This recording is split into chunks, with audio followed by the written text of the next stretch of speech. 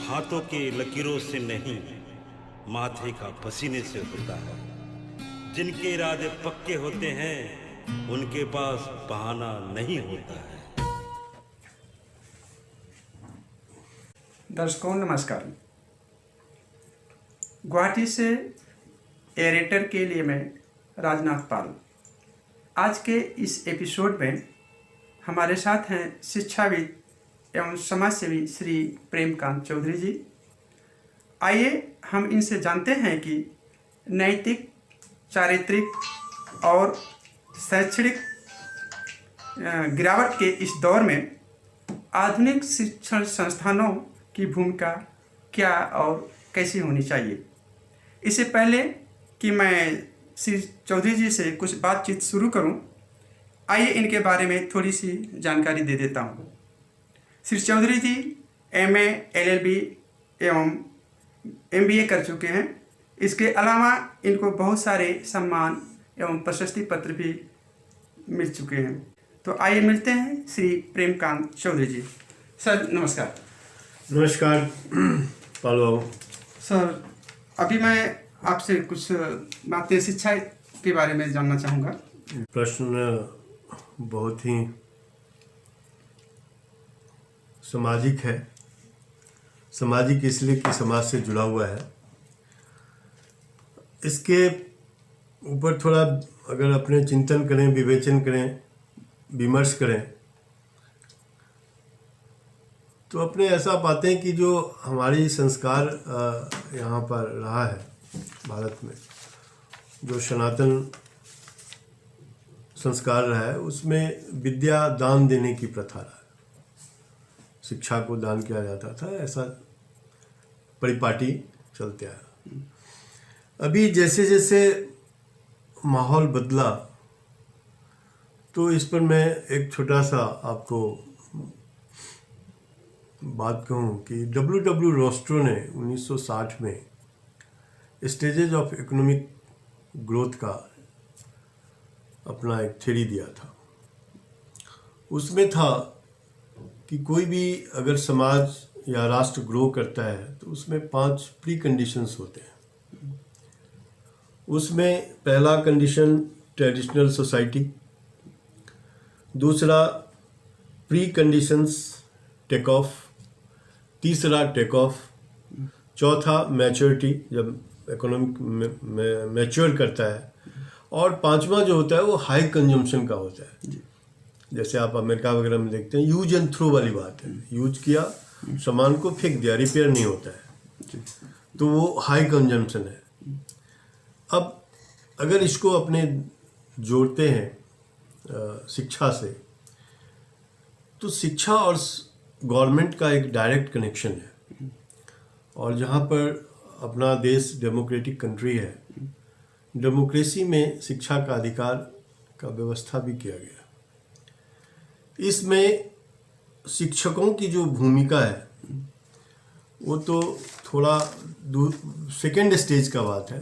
पहला स्टेज है गवर्नमेंट के और प्राइवेट, अभी 2 सेक्टर। अगर व्यवसायिक की बात करें तो व्यावसायिक के माहौल में प्राइवेट स्कूल का बहुत जन्म हुआ है, और वो इसीलिए फल फूल रहे हैं कि लोग अच्छे से अच्छे शिक्षा बच्चों को देना चाहते हैं। आप गुवाहाटी के अंदर बहुत सारे ऐसे स्कूल पिछले 10-15 साल में खोले गए हैं जो पूर्णतः प्राइवेट है और हाई पेड स्कूल सब है। अगर उसको अपने कंपेयर करें सरकारी तंत्र से, सरकारी शिक्षा व्यवस्था से, जहाँ पर कि शिक्षक बहुत ही क्वालिफाइड है, लेकिन वो अपने कहीं न कहीं दायित्व से मुंह मोड़े हुए हैं। दायित्व ये है कि शिक्षक को जिस तरह से क्लास में बच्चों को पढ़ाना चाहिए, आकर्षित करना चाहिए, वो कहीं ना कहीं मिसिंग है, वो पॉइंट मिस कर रहा है।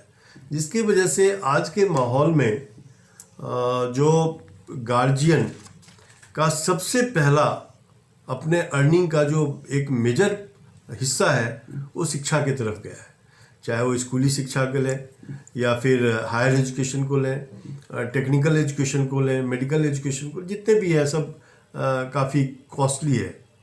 और लोग दूसरे काम को, दूसरे चीज प्रायोरिटी को कम करके बच्चों को अच्छी शिक्षा देना चाहते हैं कि जीवन के दौर में वो सफल हो। जीवन के दौर में सफल होना भी एक बहुत बड़ी बात है और इसके लिए शिक्षा जरूरी है। तो शिक्षकों की भूमिका और जो सरकारी, यहाँ पर हम डिस्कस कर रहे हैं सरकार की जो इंफ्रास्ट्रक्चर है, बहुत सारे स्कूल में देखेंगे उस तरह के नहीं है। शिक्षक क्वालिफाइड है, वो पढ़ाने की प्रवृत्ति नहीं रह गया है। तो इसमें काफ़ी मोटिवेशन की आवश्यकता है। शिक्षकों के लिए कार्यशाला की ज़रूरत है जिसमें वो बच्चों को कैसे पढ़ाएंगे, कैसे उनको आगे भविष्य में वो मोटिवेटेड रहें, इसके तरफ ध्यान देना पड़ेगा। और सरकार को कि सरकार की जो शिक्षा व्यवस्था है उसमें इंफ्रास्ट्रक्चर का बहुत कमी है। हम लोग विभिन्न सामाजिक संस्था से गांव-गांव में विजिट करते हैं, बहुत जगह विजिट करते हैं, देखते हैं वहाँ पर कि बेसिक चीज़ भी नहीं है, जिसके वजह से बच्चे ठीक से नहीं पढ़ पाते हैं। तो ये व्यावसायिक माहौल जो है वो फल फूल रहा है। कारण व्यावसायिक माहौल इसलिए फल फूल रहा है कि वहाँ नहीं मिलता है।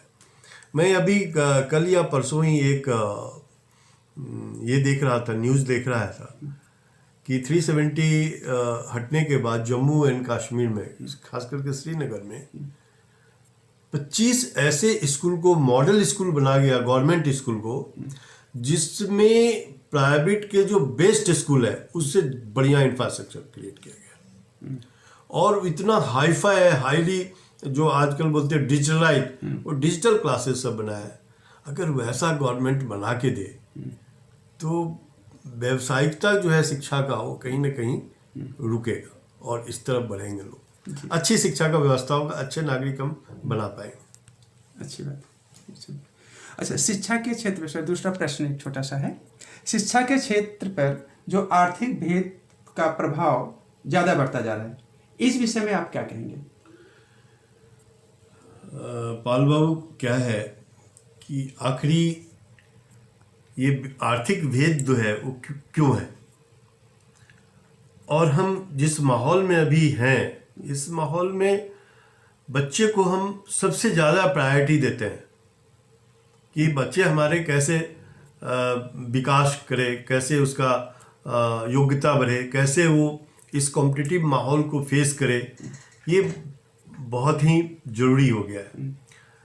और आप विश्वास करेंगे कि अगर आप बैंक में जाते हैं तो बैंक के तरफ से जो लोन प्रोवाइड किया जाता है हायर एजुकेशन के लिए, लंबी कतार है वहाँ पर। और वो इसलिए है कि सभी लोग चाहते हैं कि हम पीछे न रहें, हमारे बच्चे पीछे नहीं रहे। तो ये जो माहौल उत्पन्न हुआ है वो फिर उसी से हुआ है कि अगर अब एक स्टूडेंट एक मेडिकल पास MBBS करता है, वो गरीब घर का भी हो सकता है, सरकारी कॉलेज से पास करता है, तो उसको समझिए कि बहुत ही कम खर्चे में हो जाता है, बहुत ही कम, नगण्य। आज एक प्राइवेट स्कूल से कम खर्चे में एक मेडिकल MBBS होता है या MD होता है, पैसे भी मिलते हैं। वही अगर आप प्राइवेट में करने जा रहे हैं तो करोड़ों का खर्चा है। तो ये जो हाथापाई है, ये जो भागने की प्रवृत्ति है, जो अच्छा करने की प्रवृत्ति है, ये कहीं ना कहीं हमें आर्थिक भेदभाव उत्पन्न करता है। जो गवर्नमेंट का पॉलिसी है, उस पॉलिसी को यदि हम सही से इस्तेमाल किया जाए, आप केंद्रीय विद्यालय को लीजिए, इतने पढ़े लिखे शिक्षक हैं उसमें, बहुत पढ़े लिखे हैं। प्राइवेट स्कूल के टीचर कम्पीट नहीं कर सकते, लेकिन वहाँ का कहीं ना कहीं मिसिंग है। जो होना चाहिए, जो मोटिवेशन होना चाहिए, जो बच्चों को देना चाहिए, वो नहीं मिलता है। इसलिए ये आर्थिक भेदभाव का वातावरण उत्पन्न हुआ है।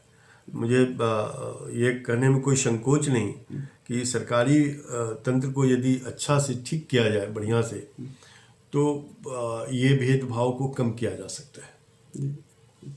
ठीक है सर, बहुत बहुत धन्यवाद आपका। आपने दर्शकों की आज की शिक्षा की स्थिति के विषय में बहुत बहुमूल्य विचार दिए। एरेटर के अगले अंक में हम फिर आपसे मिलेंगे। तब तक के लिए हम आपसे विदा लेते हैं। मासिक एरेटर के लिए गुवाहाटी से मैं राजनाथ।